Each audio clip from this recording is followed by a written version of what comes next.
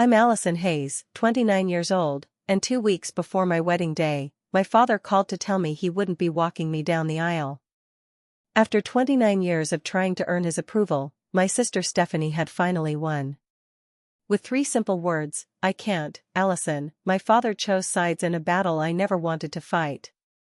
The worst part wasn't losing him, it was realizing I'd never really had him to begin with. Before I dive into this story, I'd love to know where you're watching from. Drop your location in the comments below, hit that subscribe button, and stay with me as I explain how I found strength when my own family abandoned me. Growing up in our middle-class Boston suburb, it was always clear who the star of the family was. From the moment Stephanie was born 3 years before me, she commanded attention in ways I never could. Our family photo albums tell the story better than I can. Pages dedicated to Stephanie's dance recitals, academic awards, and sports trophies, with my milestones reduced to occasional snapshots tucked between her achievements. My father, Frank Hayes, worked as an investment banker, a career that demanded precision and excellence. These were qualities he saw in Stephanie from early on.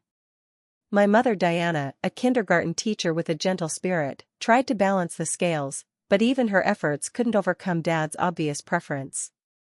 "Your sister has a special drive," Dad would say whenever I asked why he attended all of Stephanie's events but missed my art showcases or choir performances.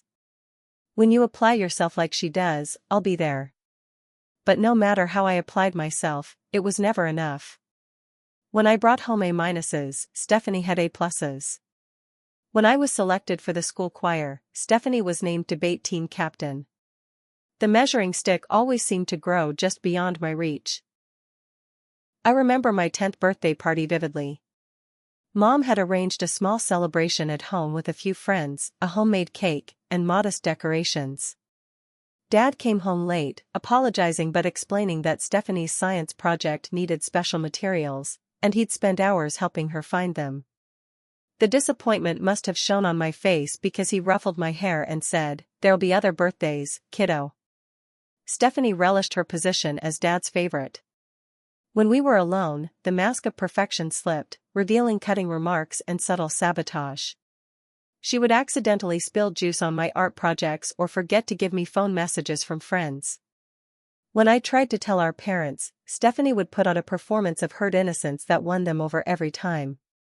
"Why would you make up stories about your sister?" Dad would demand, his disappointment in me palpable. "Stephanie works so hard to be a good example for you." Mom sometimes caught glimpses of the truth. Once, after Stephanie had taken credit for a school project I'd stayed up all night completing, Mom confronted her privately. I overheard her saying, "You have so many achievements of your own, Stephanie. You don't need to take Allison's too." But these moments of clarity were rare and never changed the family dynamic. By high school, I'd developed strategies to cope. I focused on areas where Stephanie showed no interest: art, music, and creative writing. I built friendships with people who valued me for myself. And I counted the days until college would offer an escape from my sister's shadow. Stephanie graduated high school as valedictorian with a full scholarship to Yale. At her graduation party, Dad gave a speech that brought tears to everyone's eyes, describing his immense pride and how she had exceeded even his ambitious dreams. 2 years later, when I graduated with honors and an art school acceptance, Dad's speech at my smaller celebration focused mainly on how I should use college as an opportunity to find direction like my sister had. The night before I left for college, Mom came to my room and sat on my bed. Her eyes were tired but kind as she took my hand. "You're going to flourish once you're out there on your own," she said softly. "Sometimes people can't see what's right in front of them because they're looking for something else." I knew she was talking about Dad, and while her words didn't heal the hurt, they gave me permission to seek my own path without constantly looking back for approval I might never receive. As my train pulled away from Boston the next day, I felt both terrified and liberated. I was leaving behind the constant comparison, but also the only family I'd ever known. I wondered if distance would finally help Dad see me clearly, or if it would only make me easier to overlook entirely. College transformed me. At the Rhode Island School of Design, I found myself surrounded by people who valued creativity and expression, the very qualities that had made me an outsider in my achievement-oriented family. For the first time, I wasn't measured against anyone else's standards. My professors praised my unique perspective. My dorm mates sought my advice on everything from room decor to relationship troubles. Slowly, I began to recognize my own worth without needing external validation, especially from my father. I limited my visits home to major holidays, using school projects as a convenient excuse. When I did return, the familiar patterns reasserted themselves almost immediately. Stephanie, now at Harvard Law School, dominated dinner conversations with stories of prestigious internships and connections with future Supreme Court justices. "Your sister is networking with people who will shape this country's future," Dad would say, barely acknowledging my own updates about gallery features or design competitions I'd won. During my junior year, I met Jason Mitchell in a typography class. He was studying marketing but taking art courses out of genuine interest, something that immediately set him apart from the career-focused men my father always tried to introduce me to. Jason saw me completely, admiring both my creative talents and the strength it had taken to forge my own path. Our relationship developed naturally, without the pressure or competition that characterized my family interactions. By graduation, we were discussing a future together, though both focused on establishing our careers first. I secured a position at a boutique design agency in New York City, while Jason joined a marketing firm in the same area.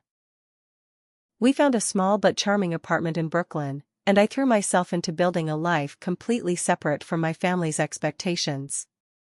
Meanwhile, Stephanie graduated with honors from Harvard Law and immediately joined a prestigious Boston firm. Within a year, she met and married Wesley Hamilton, a surgeon from a well-connected family that Dad immediately approved of. Their wedding was an elaborate affair at the Boston Harbor Hotel, with Dad sparing no expense and giving a tear-filled speech about his extraordinary daughter who had never disappointed him. I attended with Jason, who squeezed my hand throughout the reception as we listened to toast after toast celebrating Stephanie's perfection. When Dad barely acknowledged my introduction of Jason as my serious boyfriend, Jason whispered, "Their loss, not ours," which became our private mantra for family gatherings. As our careers progressed, the divide grew deeper. My design work began receiving national recognition, with features in major publications and awards that should have impressed even my achievement-oriented father. But each success was minimized during family calls and visits. "That's nice, honey, but did you hear Stephanie just won the Patterson case? They're talking about making her the youngest partner in the firm's history," Dad would say, redirecting any conversation about my accomplishments. Stephanie's behavior toward me worsened in adulthood. The subtle sabotage of childhood evolved into more sophisticated undermining. At Thanksgiving dinner 4 years after college, I mentioned that my agency was pitching to a major tech company. "Oh, isn't that cute?" Stephanie interjected. "Allison's making logos while the rest of us are doing work that actually matters." Dad chuckled at her joke while Mom looked uncomfortable but said nothing. Later, when I helped Mom with dishes, she apologized for not speaking up. "I wish your father could see how he encourages her," she said quietly. "I've tried talking to him, but he doesn't see it." Another incident occurred during Christmas 2 years later. I'd brought a portfolio of recent work to show my parents, including designs for a national anti-hunger campaign that had increased donations by 40%. As I laid out the samples on the coffee table, Stephanie accidentally spilled her red wine across them. "Oops," she said with a smile that didn't reach her eyes. "But maybe this will inspire some new artistic direction. Didn't some famous painter throw paint randomly?" Dad rushed to help her clean up, telling me, "Don't make a big deal of it, Allison. It's just some drawings." These patterns continued through our late 20s. Every family gathering became an exercise in restraint, with Jason often suggesting we cut visits short when the tension became unbearable. Then, after 5 years together, during a weekend trip to the Berkshires, Jason proposed on a hilltop overlooking a valley of autumn colors. The joy I felt accepting his ring was complicated only by the knowledge that sharing our news with my family would inevitably lead to comparisons with Stephanie's more impressive marriage. I was right. When we announced our engagement during a Sunday dinner at my parents' house, Dad's first response was, "Well, it's about time. You're almost 30, after all." Stephanie was married at 25, you know. Mom, however, embraced me with genuine tears of happiness, whispering, "He's perfect for you," which meant more than any approval from my father ever could. As we left that night, I allowed myself to hope that planning a wedding might finally bring my father and me closer. Perhaps this traditional milestone would help him see me as an adult worthy of his respect, not just Stephanie's less accomplished sister. I couldn't have been more wrong. Our engagement lasted barely 24 hours before Stephanie found a way to insert herself into the narrative. The morning after Jason proposed, my phone buzzed with a family group text from her. "Congrats, little sis. I'm sure you'll need lots of help planning since organization isn't really your thing. I've already started a spreadsheet of venues that might work with your creative style and limited budget." This was classic Stephanie, offering help that was really a reminder of my supposed inadequacies. Jason saw my expression and took the phone, reading the message with a frown. "We don't need her spreadsheet," he said firmly. "We're doing this our way." And initially, that's what we tried to do. We set a date for October, a year away, and began researching venues that reflected our personalities rather than adhering to traditional expectations.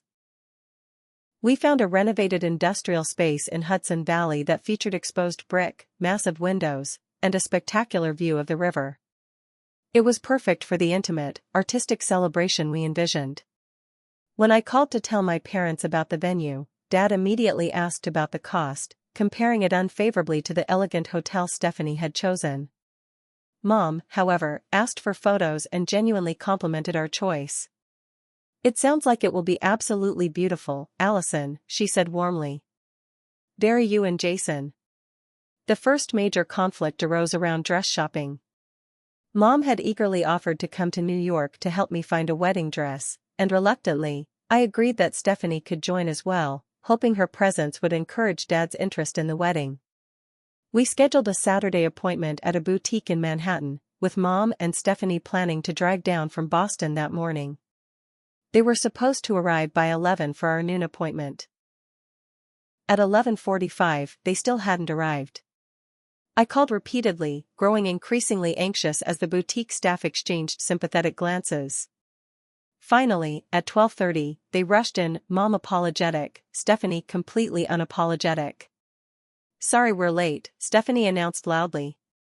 "I had an emergency call with a client, and then we hit traffic." "You haven't started without us, have you?" The appointment was now compressed, with the consultant rushing through styles. When I emerged in the third dress, a vintage-inspired gown with delicate beadwork that made me feel beautiful, Mom teared up. "Oh, Allison," she whispered. "You look stunning." Before I could bask in the moment, Stephanie interjected, "It's nice, but don't you think it makes your shoulders look wide? And shouldn't you consider something more slimming? Wesley's family will probably be taking lots of photos." The consultant's eyes widened at the rudeness, but Stephanie continued, "Plus, it's very unusual. Don't most brides want to look classic rather than costume-y?" Each comment struck exactly where she knew I was insecure. By the end of the appointment, I left without a dress and with my confidence shattered. That evening, Jason found me crying on our couch. After I explained what happened, he suggested I take my friend Mia instead of Stephanie to the next appointment. The following weekend, Mia and I found the perfect dress, ironically, the same one Stephanie had criticized, and I purchased it on the spot. When Mom asked about the dress later, I sent her photos but asked her not to share them with Stephanie. She understood without needing an explanation. As planning continued, we scheduled a dinner with both sets of parents to discuss wedding details. Jason's parents, Beth and Robert, were supportive and easygoing, offering to contribute to the wedding while respecting our vision. My parents arrived 40 minutes late because, as Dad explained, Stephanie had a crisis with a case and needed Frank's advice. Throughout dinner, every decision we presented was met with comparison to Stephanie's wedding. Buffet service? Stephanie had a 5-course plated meal. Only 4 bridesmaids? Stephanie had 7. A friend officiating? Stephanie was married by a judge who sits on the federal bench. By dessert, tension filled the air.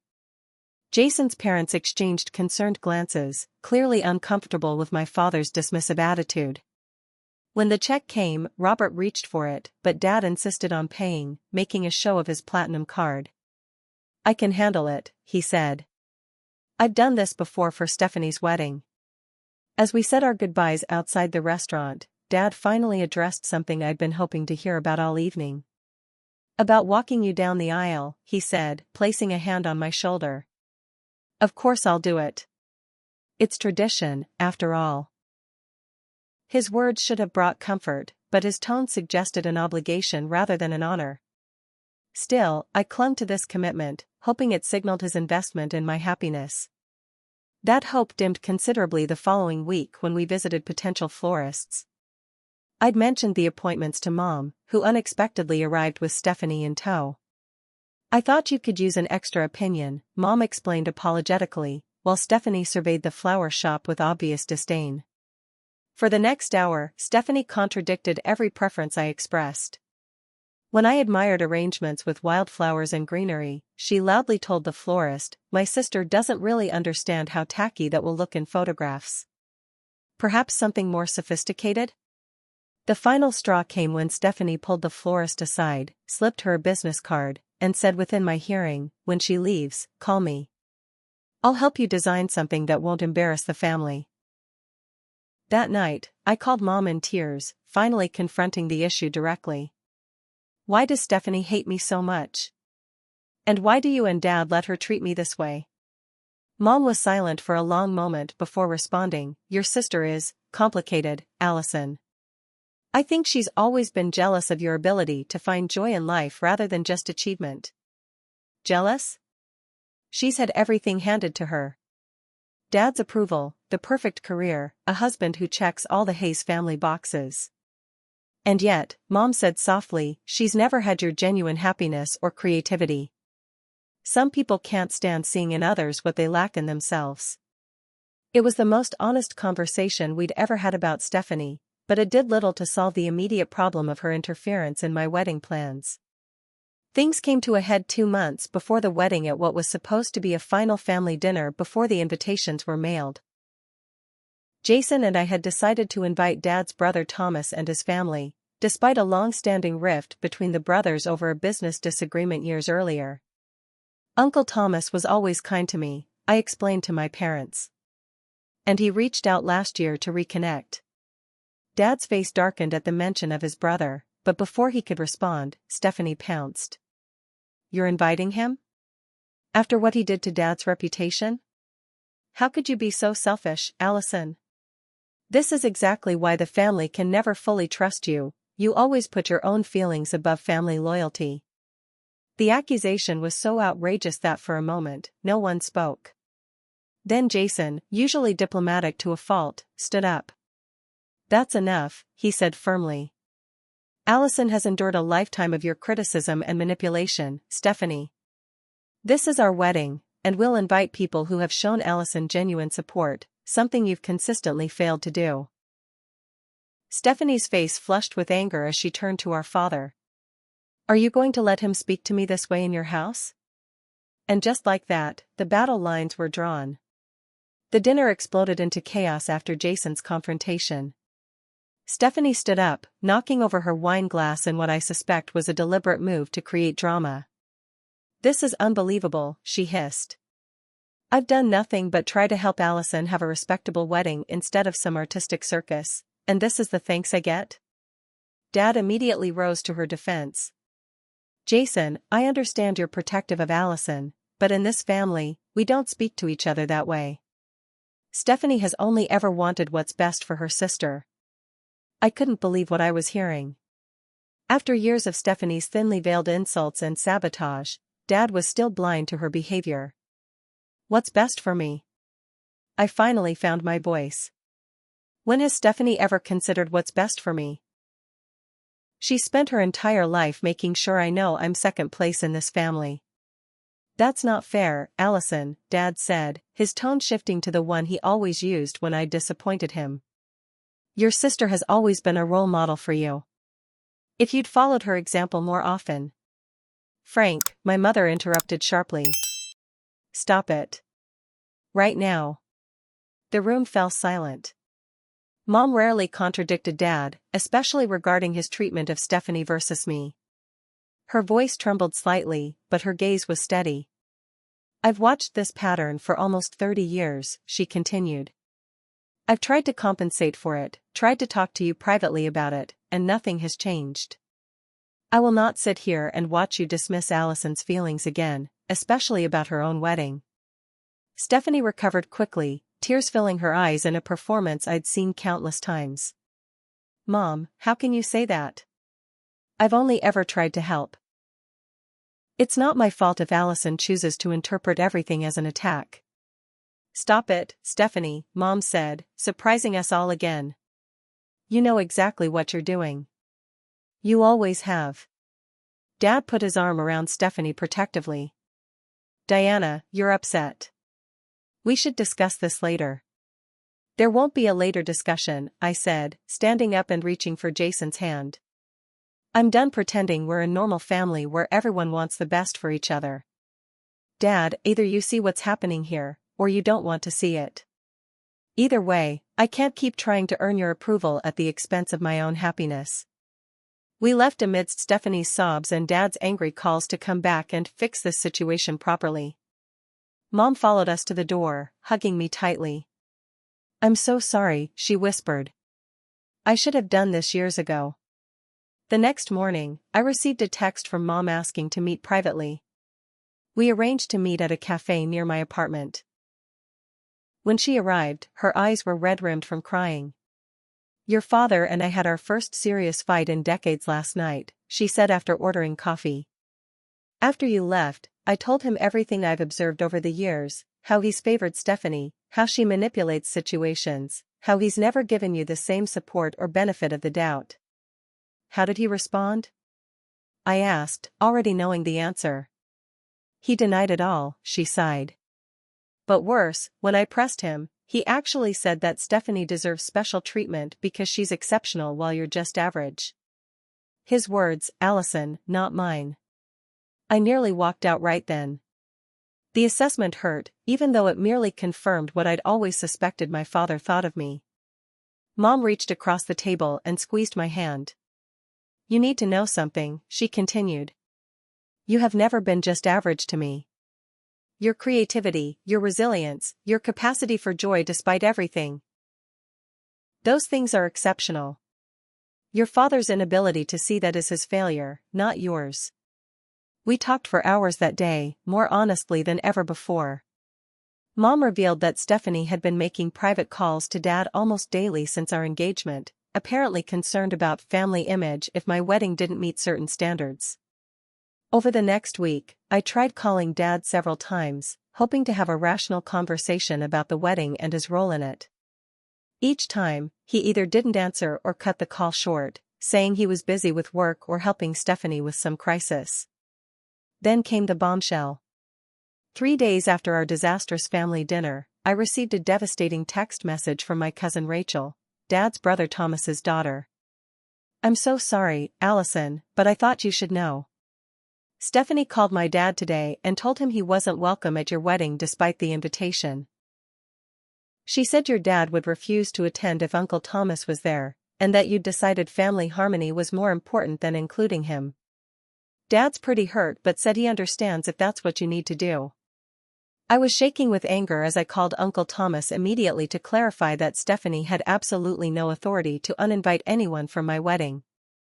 He sounded relieved but concerned. Allison, is everything okay? This isn't the first strange call we've received about your wedding. Last month, someone called the venue pretending to be your wedding planner, trying to change details of your reservation. My blood ran cold as pieces fell into place. Several minor wedding mishaps suddenly seemed suspicious, vendors calling to confirm changes I hadn't requested, deposits allegedly not received, appointments mysteriously cancelled. I spent the next day making calls, discovering that Stephanie had contacted nearly every vendor using her law firm credentials to sound authoritative. Only my clear instructions to all vendors that changes must come directly from me, preferably in writing, had prevented complete sabotage. That evening, I received the call that broke my heart completely.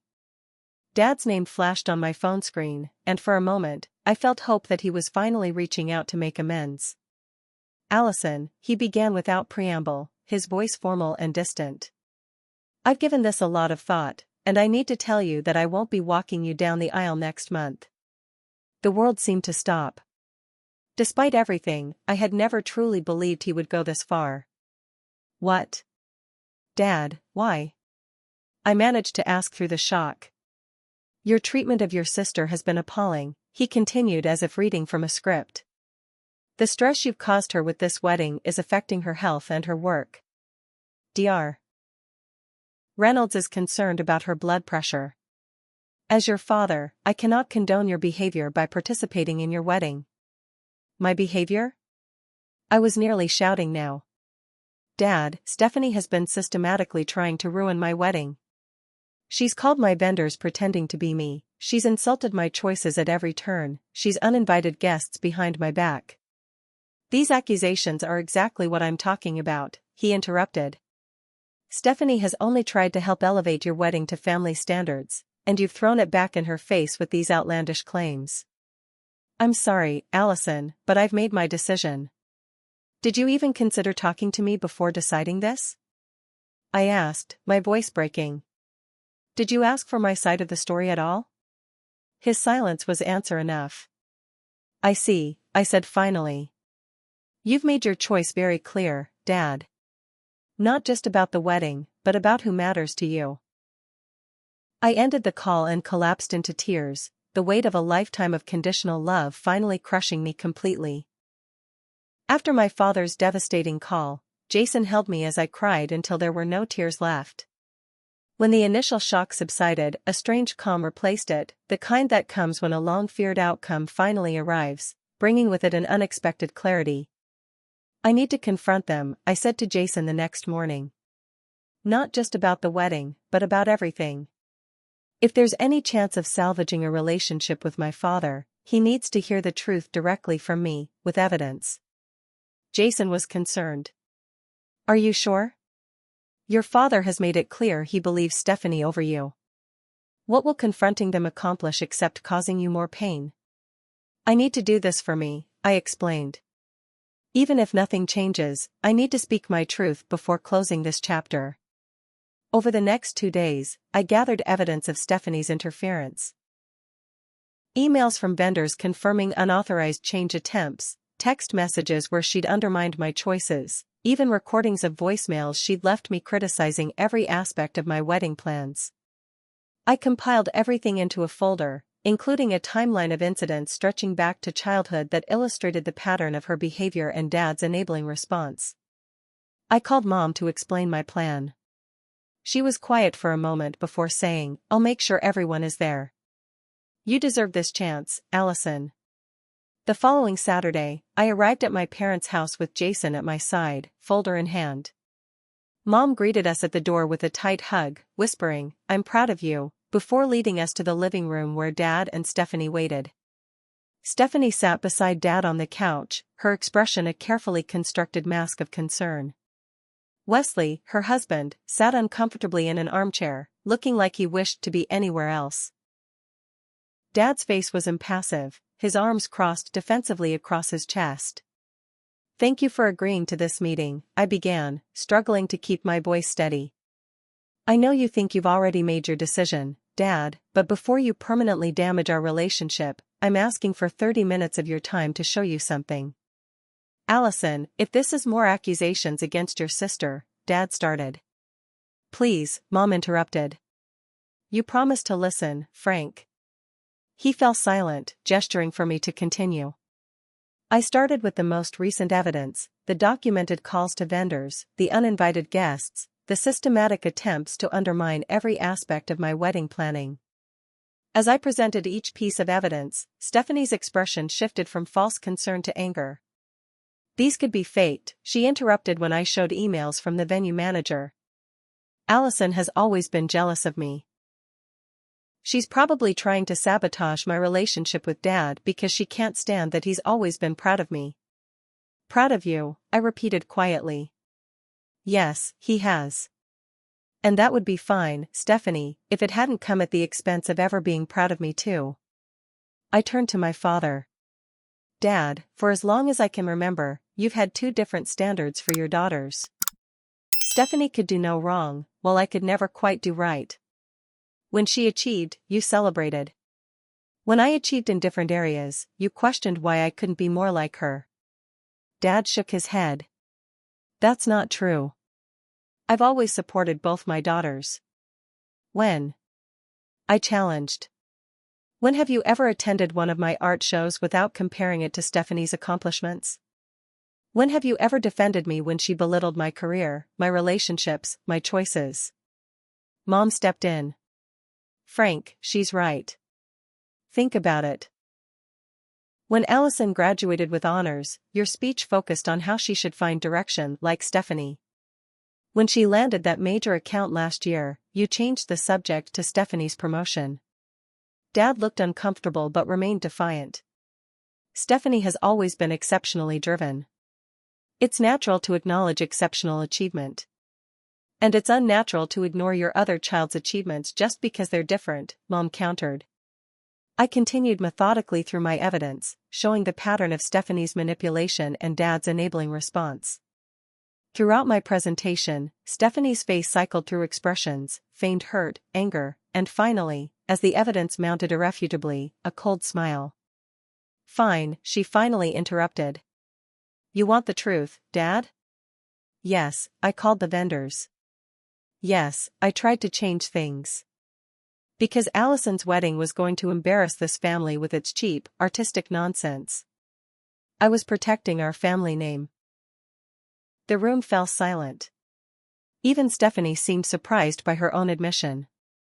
Stephanie, Wesley said, speaking for the first time. What are you saying? She turned to him dismissively. Oh, please. You know how important image is in our circles. Allison has never understood the standards we need to maintain. And the other incidents? I pressed, sensing a rare moment of honesty. The accidents that ruined my projects growing up. The messages you forgot to deliver? The constant undermining? Stephanie laughed, a cold sound that seemed to chill the room. You were always so easy to manipulate. So desperate for approval. It was almost too simple. Dad stared at her, visibly processing this new side of his golden child. Stephanie, this isn't like you. Isn't it? She challenged, her mask fully slipping now. You taught me that winning is everything, Dad. That being the best is what matters most. So yes, I made sure I was always your favorite. I made sure Allison never quite measured up in your eyes. Because that's what you valued, being exceptional, being the best. Her brutal honesty hung in the air like a physical presence. Mom was crying silently. Wesley looked horrified. And Dad, for the first time in my life, Dad looked uncertain. I didn't raise you to hurt your sister, he said weakly. You raised me to win at all costs, Stephanie countered. And I did. I stood up, suddenly feeling decades of weight lifting from my shoulders. This is why you won't walk me down the aisle, Dad. Not because I've done anything wrong, but because Stephanie has manipulated this situation like she's manipulated every situation between us since we were children. And you've let her. Dad looked torn, glancing between Stephanie and me. Even faced with direct evidence and Stephanie's own admission, he couldn't bring himself to stand up to her. Allison, you need to understand, he began. No, I interrupted firmly. For once in my life, you need to understand. This is my wedding. Jason and I are creating a day that represents our love and our values. You have a choice to make, be my father and support me, or continue enabling Stephanie's manipulative behavior. But you can't do both anymore. I placed a final document on the coffee table, a seating chart for the wedding. There's still a place for you, Dad. But it's the last one I'll ever save for you if you choose not to show up. Stephanie scoffed. Dramatic as always. I turned to her, feeling strangely calm. I'm not angry with you anymore, Stephanie. I'm sad for you. Because while you've been focusing on making sure you win, I've been building a life filled with genuine love and creativity. And that's something you can't sabotage, no matter how hard you try. As Jason and I prepared to leave, Dad stood up, still looking conflicted. Allison, I need time to think about all this. You've had 29 years to think about it, Dad, I replied. The wedding is in 3 weeks. Let me know what you decide. As we walked out, Mom followed us to the door again. This time, she grabbed her coat as well. I'm coming with you, she said quietly. I need some space from this house right now. It was the first time I'd ever seen my mother choose me unequivocally over maintaining peace in the family. As painful as the confrontation had been, that single act of solidarity felt like the first real victory in a battle I hadn't known I was fighting all my life. The 3 weeks between our confrontation and the wedding passed in a blur of final preparations and emotional processing. Dad didn't call, though Mom reported that he was thinking things through, whatever that meant. Stephanie, surprisingly, had gone completely silent, no calls, no texts, no further attempts to interfere with the wedding plans. Mom had temporarily moved into a hotel, saying she needed space to evaluate her own role in the family dynamics. Her absence seemed to affect Dad more than anything else, according to brief updates from Wesley, who had reached out to apologize for not recognizing Stephanie's behavior sooner. As the wedding day approached, I made peace with the likelihood that my father wouldn't be walking me down the aisle. I asked Mom if she would do the honor instead. Nothing would make me prouder, she said, tears in her eyes. 2 days before the wedding, we received an unexpected visitor at our apartment. Uncle Thomas, Dad's estranged brother, stood at our door with a hesitant smile. I hope I'm not intruding, he said. But I wanted to check on you before the big day. Over coffee, Uncle Thomas shared his own history with Dad and Stephanie's manipulation. Frank and I had our falling out right after Stephanie graduated law school, he explained. She told him I'd made disparaging remarks about her accomplishments, which never happened. Frank believed her without question, and we haven't really spoken since. His story aligned perfectly with the pattern I'd experienced my entire life. Before leaving, Uncle Thomas handed me an envelope. Your aunt and I are so looking forward to celebrating with you. But I wanted to offer something else, if you're open to it. Inside the envelope was a note. I would be honored to walk beside your mother in escorting you down the aisle, if you'd like a father figure present. No pressure either way, this day is about your happiness, not family obligation. His offer brought fresh tears to my eyes. Here was a relative who barely knew me as an adult, yet he understood what this day should be about better than my own father did. The morning of my wedding dawned crisp and bright, a perfect October day in the Hudson Valley. The venue looked magical, with autumn sunlight streaming through the industrial windows, illuminating the simple but elegant decorations we'd chosen. As I prepared with my bridesmaids, my phone remained silent. No call from Dad, no last-minute change of heart. I found that the pain had dulled to a sad acceptance. The father I'd always wanted him to be existed only in my imagination. The real Frank Hayes had made his choice long ago. Mom entered the bridal suite looking radiant in a deep blue dress that complemented her silver hair. You look absolutely beautiful, she said, her voice catching. Then, more hesitantly, Allison, there's something you should know. Your father is here. My heart lurched. He came? Is Stephanie with him? No, he's alone, Mom explained. He arrived about 20 minutes ago. He asked if he could see you before the ceremony. I took a deep breath, weighing the potential for both healing and fresh hurt. Send him in, but can you stay? Dad entered looking uncharacteristically uncertain, his normally confident posture diminished. He'd aged noticeably in the 3 weeks since our confrontation. Allison, he began, then stopped, seeming to struggle with his words. You look beautiful.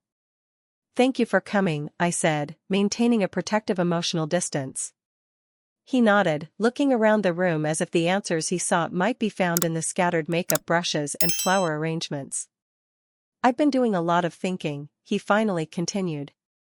"Your mother moving out, it made me realize I might lose more than I was willing to risk. I've spoken with a therapist a few times.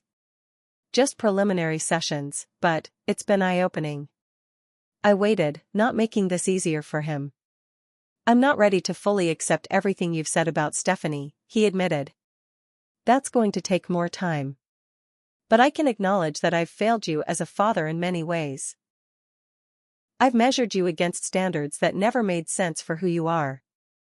It wasn't a complete recognition of the truth, but it was more self-awareness than he'd ever shown before. "I'd like to walk you down the aisle," he said. "If you'll still have me." I studied his face, searching for signs of manipulation or obligation. Instead, I saw something rare, genuine regret. "I've asked Mom and Uncle Thomas to walk me down the aisle," I told him. "That plan hasn't changed." His face fell, but he nodded in acceptance. "But," I continued, "there's a reading during the ceremony that doesn't have anyone assigned to it yet. It's about family and new beginnings. You could do that, if you'd like to be involved." It was a small olive branch, not full forgiveness, but an opportunity for a new start. Dad's eyes filled with tears for perhaps the first time I'd ever witnessed. "I would be honored," he said simply. As he turned to leave, I added, "Dad? Stephanie isn't welcome today. I need to know you understand and accept that." He paused, visibly conflicted, then nodded. "I understand. Today is your day, Allison." The ceremony was everything Jason and I had hoped for. Walking down the aisle with Mom on one side and Uncle Thomas on the other felt right. I was supported by people who saw and valued me for exactly who I was. Dad performed his reading with genuine emotion, making eye contact with me at the key phrases about growth and forgiveness. When Jason and I exchanged our personally written vows, I glimpsed Dad wiping away tears. The reception unfolded in a blur of joy, dancing, and celebration. Jason's parents embraced Mom warmly, the three of them forming an unexpected friendship throughout the evening. Uncle Thomas and his family integrated seamlessly with our friends and other relatives, their presence filling what might have been a conspicuous void. Dad remained somewhat reserved but made efforts to engage, complimenting the unique touches Jason and I had incorporated and even acknowledging to several guests how the artistic elements reflected my special creative vision, perhaps the first time he'd ever publicly validated my aesthetic sensibility. During the father-daughter dance, traditionally performed by the bride and her father, I had planned an alternative, a choreographed number with my bridesmaids. But as the DJ announced the dance, Dad approached hesitantly. "I know I haven't earned this," he said quietly. "But if you're willing, I'd like to have this dance with my daughter." It wasn't the fairy tale reconciliation that childhood me might have dreamed of. The years of hurt couldn't be erased in a single day. But as we moved awkwardly across the dance floor, I recognized it for what it was, a tentative first step in what would be a long journey toward healing. When the dance ended, Dad squeezed my hand. "You've created something beautiful here, Allison. Not just the wedding, but your life with Jason.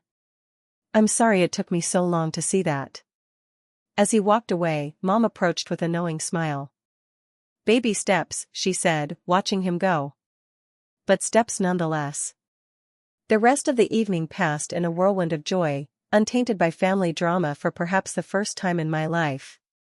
Stephanie's absence wasn't a void but a relief, allowing the celebration to unfold without the constant tension her presence would have created.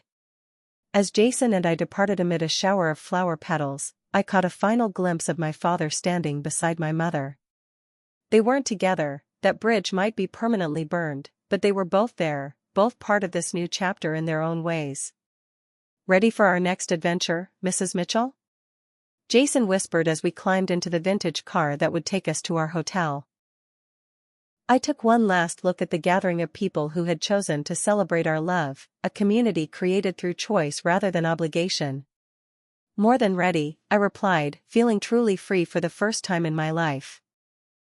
The 2 weeks we spent honeymooning in Portugal were like existing in another world, one where family drama and painful histories couldn't reach us. Jason and I explored ancient villages, sampled local wines, and spent long evenings discussing our future rather than rehashing my past. For those precious days, I was simply Allison Mitchell, a woman loved completely for exactly who she was. Reality, however, waited patiently for our return. A stack of mail greeted us at our apartment, including a thick envelope with my father's distinctive handwriting. Inside was a 10-page letter, handwritten, which was unusual for my typically electronic communication-only father. "I need a minute," I told Jason, taking the letter to our small balcony while he unpacked. Dad's letter began with formality but gradually became more personal as pages progressed. He described sessions with his therapist, painful realizations about his parenting, and even some childhood experiences with his own father that had shaped his value system. "I measured worth through achievement because that was the only way I knew to measure my own," he wrote. "I saw Stephanie as an extension of myself, and rewarded her for fulfilling the vision I had for my life. I failed to see that you weren't rejecting my values, you were creating your own, which took courage I didn't possess at your age." The letter wasn't perfect. He still defended Stephanie in parts, suggesting she might someday recognize her behavior and seek help. But it represented more introspection than I'd ever witnessed from him before. The final paragraph caught me off guard: "Your mother has filed for separation. After 35 years, she says she needs to discover who she is outside of our marriage. I can't say I blame her. I'm learning that I need to discover who I am too. Preferably someone better than the father you've known thus far." When I showed Jason the letter, he read it carefully before saying, "This seems like genuine effort. Are you ready to respond?" "Not yet," I admitted. "I need to process this with someone objective first." The following week, I began seeing Dr. Lena Bennett, a therapist specializing in family trauma. In our first session, I brought Dad's letter. "What strikes me," Dr. Bennett observed after reading it, "is that this represents a significant departure from the pattern you've described. Your father is taking responsibility rather than deflecting it." "But is it enough?" I asked. "After 29 years of damage?" "That's not really the question," she replied gently. "The question is what kind of relationship you want with your father moving forward, knowing he may never fully become the parent you deserved." Over the following months, Dr. Bennett helped me understand that forgiveness wasn't about erasing the past but about freeing myself from its power over my future. I began establishing clear boundaries with both my father and Stephanie, measuring their respect for those boundaries as indicators of genuine change. Mom's separation from Dad evolved into more permanent arrangements. She rented a small apartment near her sister in Cambridge and began taking art classes, something she'd always wanted to explore but had set aside during her marriage. We met for weekly coffee dates where she shared discoveries about herself with childlike enthusiasm. "I should have done this decades ago," she told me during one such meeting. "Not necessarily the separation, but the self-discovery. I lost myself so completely in being Frank's wife and your mother that I forgot who Diana was." 6 months after the wedding, Dad requested a meeting. We arranged to meet at a neutral location, a quiet cafe midway between our homes. He arrived early, another departure from his typical behavior of keeping others waiting to demonstrate his importance. "Thank you for agreeing to see me," he began, looking older but somehow lighter than I remembered. "I've been continuing therapy, and I wanted to share some realizations with you in person." He slid a folder across the table. Inside were therapy worksheets exploring patterns of favoritism, conditional love, and emotional manipulation within families. Many of his responses acknowledged behaviors I'd experienced throughout my life. "I'm not asking for immediate forgiveness," he said.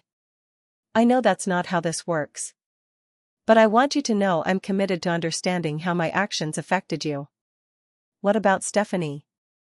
I asked, the question that had hovered between us for months. Dad sighed heavily. "That's been the hardest part.